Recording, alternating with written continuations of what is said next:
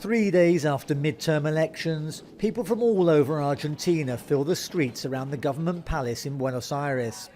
Most are members of the main trade union groups, as well as social and neighbourhood organisations and various strands of the Peronist movement, which backs the government. It's the anniversary of the day their founder, former President Juan Perón, returned to Argentina from exile in 1972.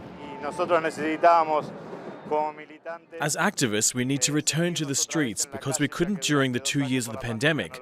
So this is our day to reflect and remember our joy at being together on the streets. We're putting everything into our activism because we want a national popular government that represents us all. We are marching together and we are marching forwards. In Sunday's midterm elections, the government lost control of the Senate, was weakened in the lower house and fared poorly in several provinces where previously it dominated.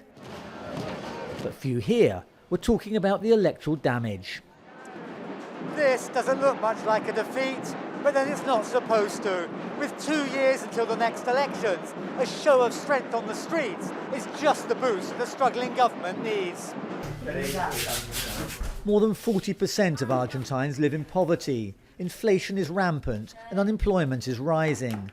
The country is also burdened with a huge debt to the International Monetary Fund. So we have these two processes going on at the same time, one very public, this false celebration of victory, which is really buying time to process defeat. Meanwhile, the right-wing opposition, voted out of power in 2019, now feels emboldened to make their comeback in 2 years' time. And we have this pending processing of victory, which is, how do we do things better next time? President Alberto Fernandez remains confident, urging the crowds to support his plans for the rest of his term. A better future is coming. We're seeing on the horizon what we want to see, an economy growing by 9%, one of the fastest growing in the world.